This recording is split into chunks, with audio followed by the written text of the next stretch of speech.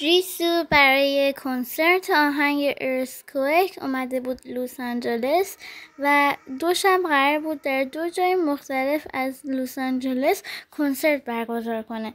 شب اول که گذشت جیسو تنهایی اومد توی هتل تا استراحت کنه و خودش آماده کنه برای کنسرت فردا و اون توی هتل تنها بود.